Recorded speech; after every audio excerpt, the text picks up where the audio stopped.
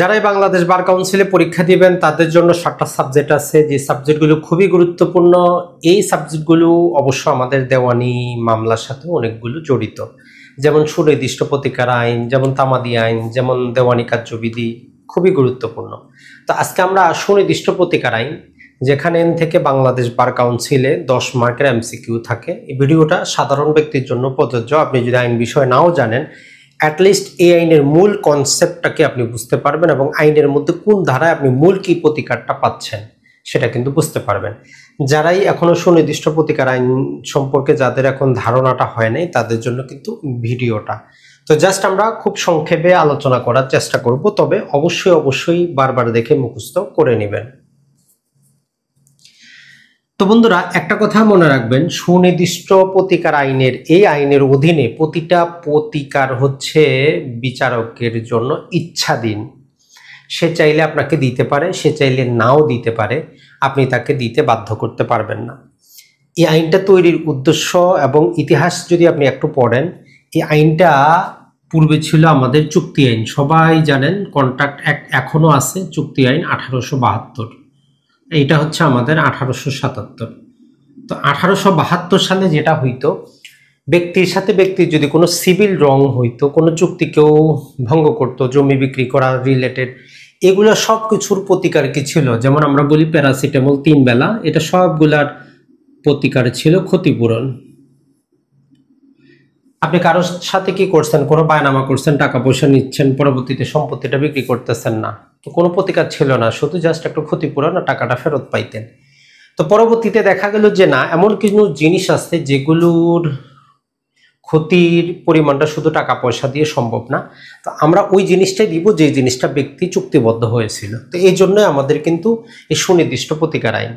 তারপরেও এই উদ্দেশ্য আসার পরেও এটাকে বলা হচ্ছে যে এটা বিচারকের বা আদালতের স্বেচ্ছাধীন ক্ষমতা, ইচ্ছাধীন ক্ষমতা। বিচারক ইচ্ছা করলে আপনাকে দিতেও পারে, নাও দিতে পারে। এটা কোনো বিচারকের জন্য ম্যান্ডাটরি না যে আপনি মামলা দায়ের করছেন বলেই বিচারক আপনাকে প্রতিকারটা দিবে, এটা মনে রাখবেন।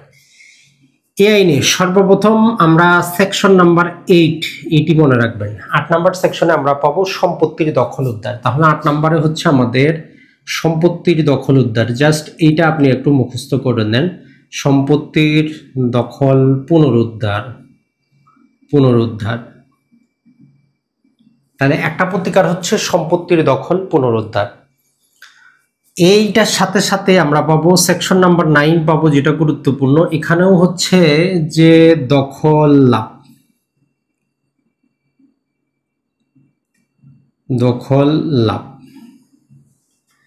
প্রথমটা হচ্ছে রিকভারি ও পজেশন, যেখানে আপনার মালিকানা থাকবে, আপনার কাছে দলিল থাকবে।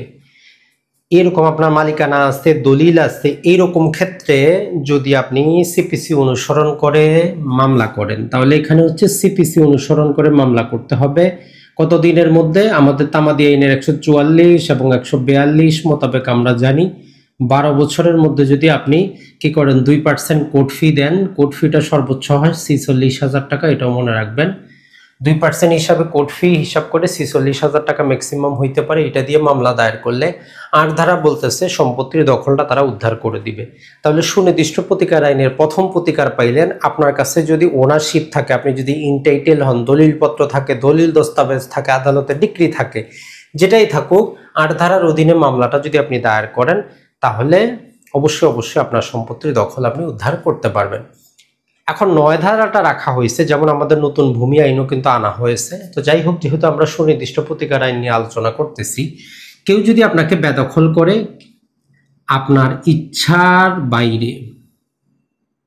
ইচ্ছার বাইরে বেআইনিভাবে, এই দুইটা কন্ডিশন যখন ফুলফিল করবে, সম্পত্তির আপনি মালিক না, আপনি কখনো সেখানে, ধরেন আপনি একজন ভাড়াটিয়া, আপনি চুক্তি মোতাবেক সেখানে আসতেন, আপনি জমির মালিক না, আপনাকে বাড়ির মালিক বেদখল করে দিল, আপনি কিন্তু 9 ধারার আশ্রয় নিয়ে সেখানে আপনি যাইতে পারবেন।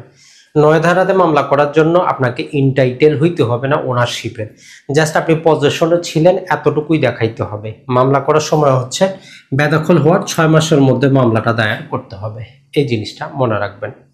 তাহলে এই দুইটা সেকশন আপনার মুখস্থ হয়ে যাওয়ার কথা। সুনির্দিষ্ট প্রতিকার আইনের মধ্যে সবচেয়ে গুরুত্বপূর্ণ হচ্ছে 8 রিকভারি ও পজেশন, 9 নাম্বারটা হচ্ছে যে সম্পত্তির দখল লাভ। এখন আর কি কি প্রতিকার আছে, এরপরে যদি চলে যায় আপনি সরাসরি চলে যাবেন 12 নম্বর সেকশনে। 12 নম্বর বলতেছে যে আপনার চুক্তি প্রবল। চুক্তি প্রবল, তো নানা প্রকার চুক্তি হইতে পারে, নানা প্রকার শর্ত আছে। আমরা বায়না চুক্তিটা শুধু বোঝার জন্য নেই।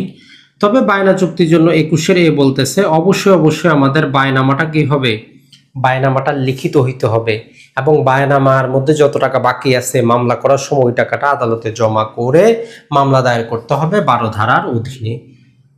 কতদিনের মধ্যে মামলাটা দায়ের করতে হবে, তামাদি আইন বলতেছে যে 1 বছরের মধ্যে। তাহলে চুক্তি প্রবল আমরা 1 বছরের মধ্যে করতে পারবো। এরপরে গুরুত্বপূর্ণ এই আইনের সেকশন হচ্ছে সেকশন নম্বর 31। এখানে বলতেছে দলিল সংশোধন। এখানে যদিও বাংলা শব্দটা আমার পছন্দ না, এটা হচ্ছে যে রেকটিফিকেশন অফ ইনস্ট্রুমেন্ট। দলিলের ইংরেজি হচ্ছে ডিড। জাস্ট বোঝার জন্য আমরা দলিল লিখলাম, ইংরেজি শব্দটাও মনে রাখবেন। যেমন আমাদের কাছে যে চেকগুলো আছে এগুলোও নেগোশিয়েবল ইনস্ট্রুমেন্ট। যে কোনো প্রকার চুক্তি হইতে পারে, যে কোনো প্রকার কোনো একটা কাগজ হইতে পারে যেটা আমরা সংশোধন করতে পারবো। তবে এই সংশোধনে কিছু মানদণ্ড আছে, সেগুলো আপনি বিস্তারিত তখন আমরা পরে পড়ব। তবে মূল বিষয়টা হচ্ছে দলিলে যদি কোনো ভুল ভ্রান্তি হয়, এই ভুল ভ্রান্তিটা কন্ডিশনটা দেওয়া আছে, যদি সেখানে উভয় পক্ষের ভুল হয়, যদি সেখানে প্রতারণা হয়, এই 2 গ্রাউন্ডে আমরা দলিল সংশোধন করতে পারবো। এই জিনিসটা মনে রাখবেন, এর বাইরে অন্য কিছু না।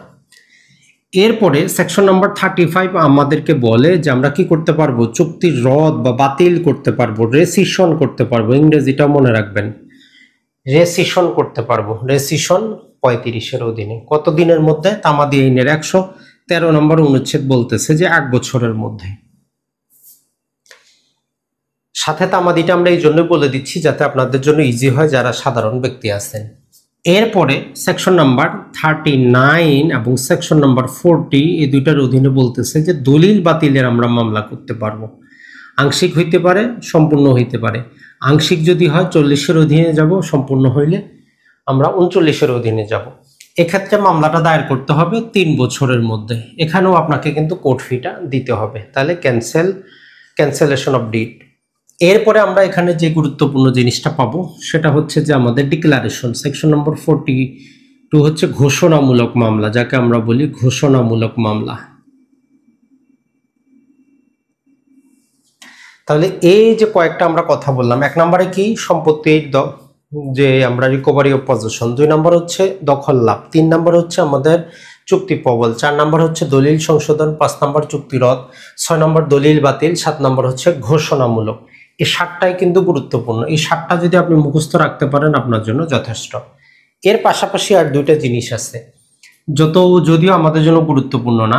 সেকশন নাম্বার 44 বলে যে তত্ত্বাবধায়ক বা রিসিভার নিয়োগ।